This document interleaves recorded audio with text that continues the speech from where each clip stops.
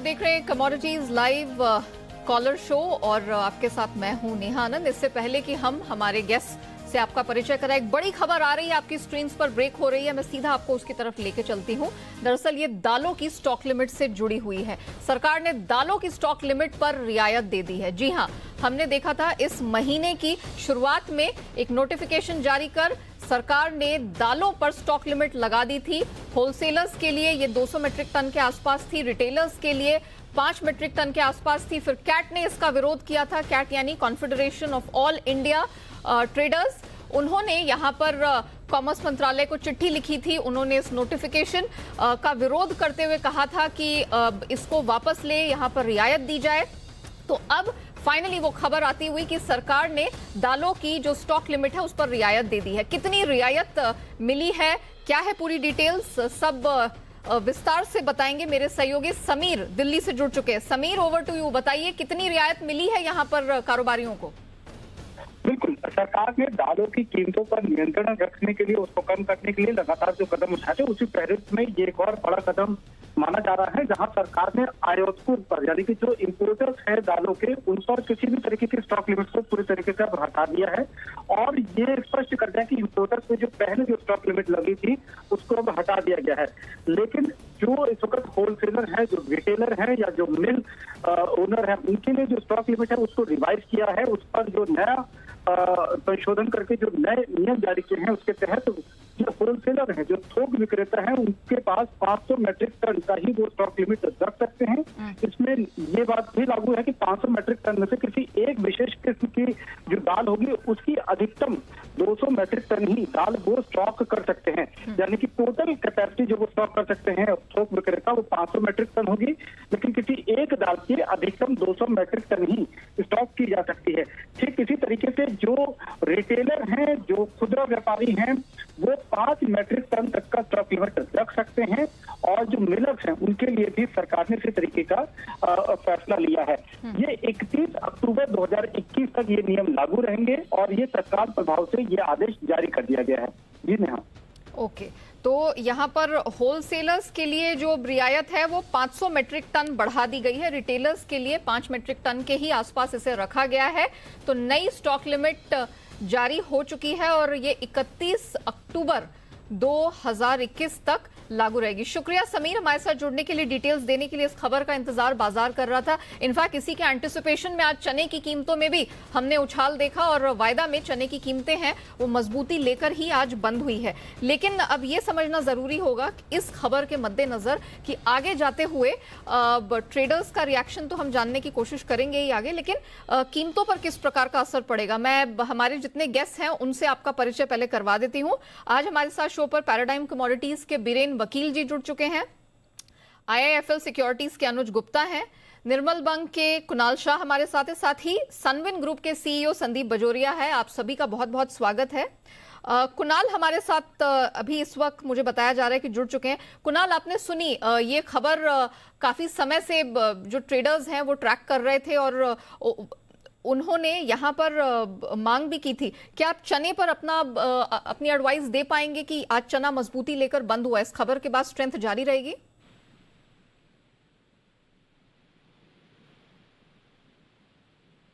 Okay, Kunal का audio मुझ तक नहीं पहुंच पा रहा है, लेकिन बीरेन हमारे साथ जुड़ चुके हैं। बीरेन, आपका क्या व्यू है? अभी ये जो क्लैरिफिकेशन अब आया है, अब रियायत दे दी गई है यहाँ पर थोक विक्रेताओं को, इसे देखते हुए ऑलरेडी इस एंटिसिपेशन में चना चढ़ चुका था, हमने चने की कीमतों में स्ट्रेंथ लेकर उसे बंद होते देखा है। आगे आपको लगता है कि और स्ट्रेंथ जारी रहेगी? थोड़ा अभी भी थोड़ा नॉइस रहेगा मार्केट में, लेकिन नाफेड का जो बिक्री अभी तक तो 4650 तक भी बिक गया था, MSP से 300-400 नीचे तक। तो मेरे हिसाब से स्टॉक धीरे धीरे मजबूत हाथों में गया है, वो जल्दी निकलेगा नहीं, आगे फेस्टिवल सीजन भी है। और ओवरऑल इन्वेंट्री डेफिसिट तो नहीं बोलूंगा, लेकिन टाइट रहेगी कैरी फॉरवर्ड। तो ये देखते हुए प्रोबेबली आगे गोइंग फॉरवर्ड हम इसमें मजबूत प्राइस देखेंगे।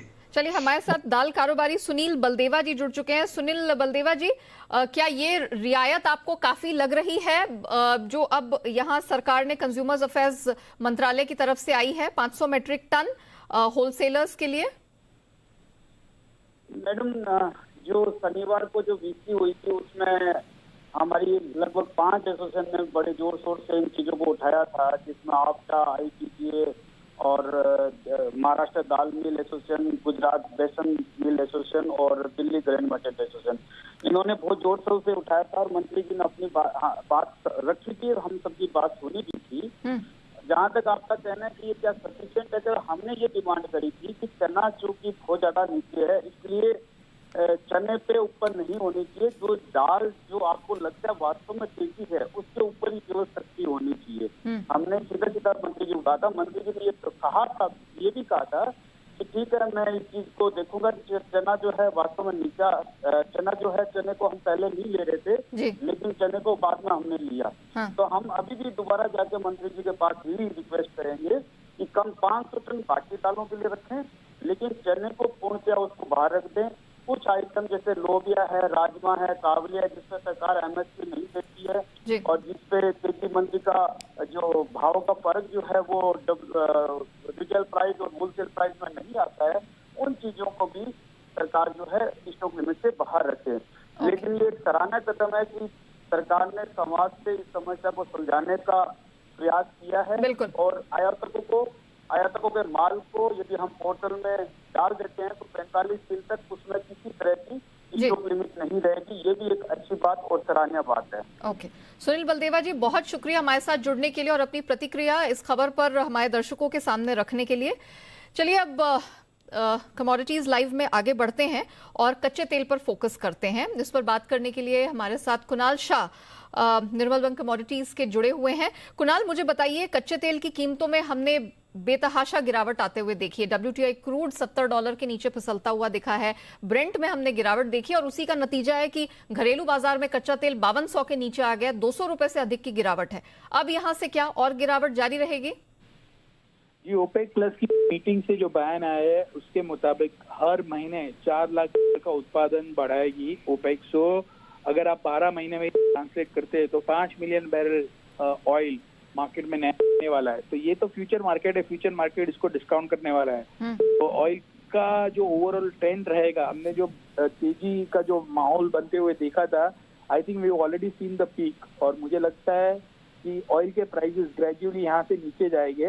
हर उछाले पे बेच के काम करना चाहिए। थोड़ा बहुत 50-60 रुपए की अपसाइड आती है, 5200, 5220 तो इसे बेचना चाहिए 5-4 के टारगेट के लिए और स्टॉप लॉस रखना चाहिए 5300 का। ऑयल में फंडामेंटली तेजी अभी फिनिश हो गई है और धीरे धीरे प्राइसेस नीचे जाएंगे, ऐसा लग रहा है। ओके, तो कुणाल मानते हैं कि कच्चा तेल खासा पीक आउट हो गया था और अब यहां से गिरावट का दौर शुरू होगा और प्रेशर यहां से आगे भी जारी रहने वाला है। शुक्रिया कुणाल, हमारे साथ जुड़ने के लिए, कच्चे तेल पर व्यू इवनिंग के सेशन में हमारे दर्शकों के साथ शेयर करने के लिए। अब हम एग्री कमोडिटी मार्केट पर फोकस करेंगे। आज हमने देखा कि तिलहन या खाने के तेल हैं, ये आज टॉप गेनर्स में शुमार रहे। एग्री कमोडिटी मार्केट में वैसे ही हरियाली छाई हुई थी, लेकिन तेल तिलहन में खासतौर से CPO पर देखिए सपाट कारोबार दिखा।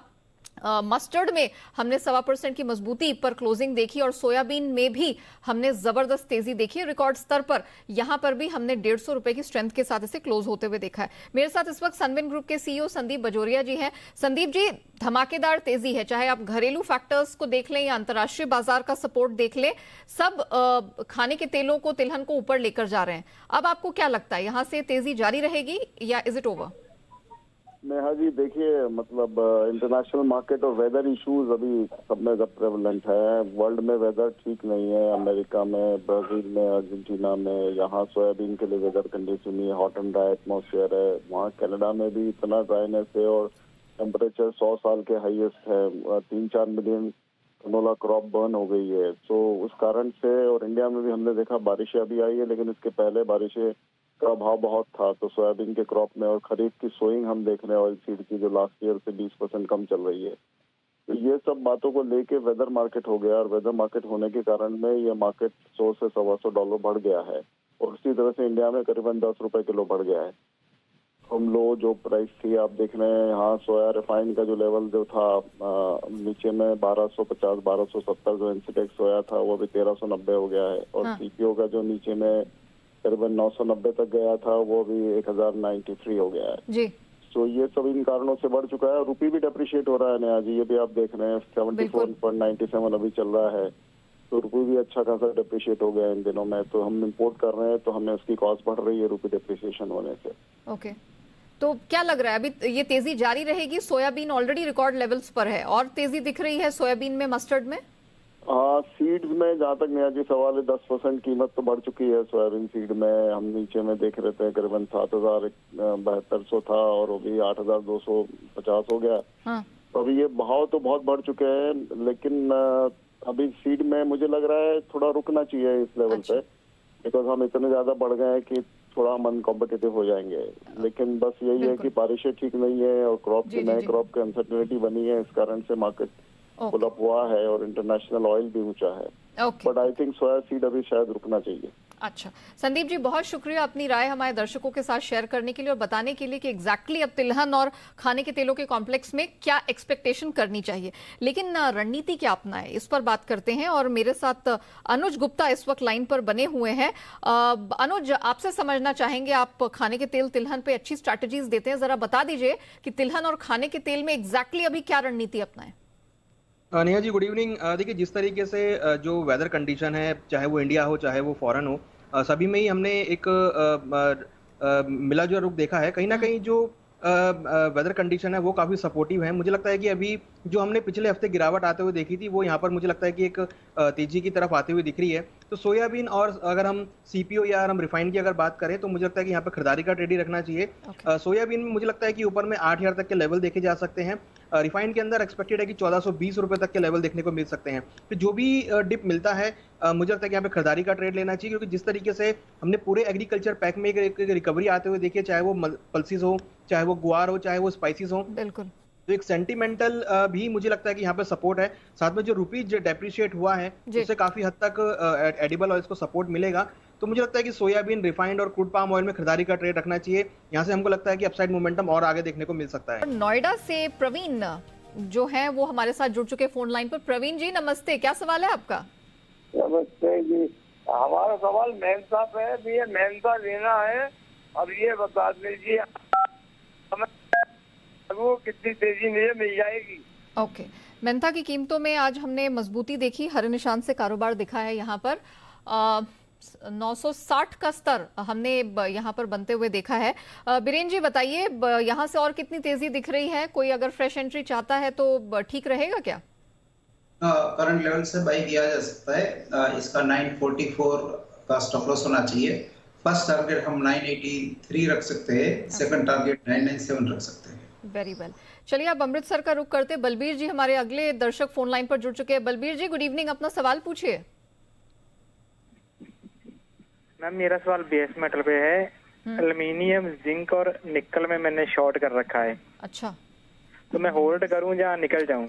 एल्युमिनियम, जिंक, निकल आज पूरे बेस मेटल पैक में हमने कमजोरी के साथ ही ट्रेड होता देखा और अभी भी प्रेशर है। अनुज, आपकी क्या सलाह होगी इन तीनों मेटल्स में? और देखिए मुझे लगता है कि जो उनके बिकवाली का ट्रेड है इसको होल्ड करना चाहिए। हमें लगता है कि बेस मेटल में जो ट्रेंड अभी बना है ये आगे भी कंटिन्यू रह सकता है। एल्युमिनियम की अगर बात करें तो मुझे लगता है कि नीचे 192 तक के लेवल देखने को मिल सकते हैं। निकल के अंदर नीचे एक्सपेक्टेड है कि 1400 रुपए तक के लेवल देखने को मिल सकते हैं। तो बेस मेटल में ट्रेंड डाउन का है। मुझे लगता है कि जो उन्हें बिकवाली करा है इसको होल्ड करना चाहिए। यहाँ से और अभी और डिप देखने को मिल सकता है। वेरी वेल, और अब वक्त हो गया है शो में रैपिड फायर कॉल्स का।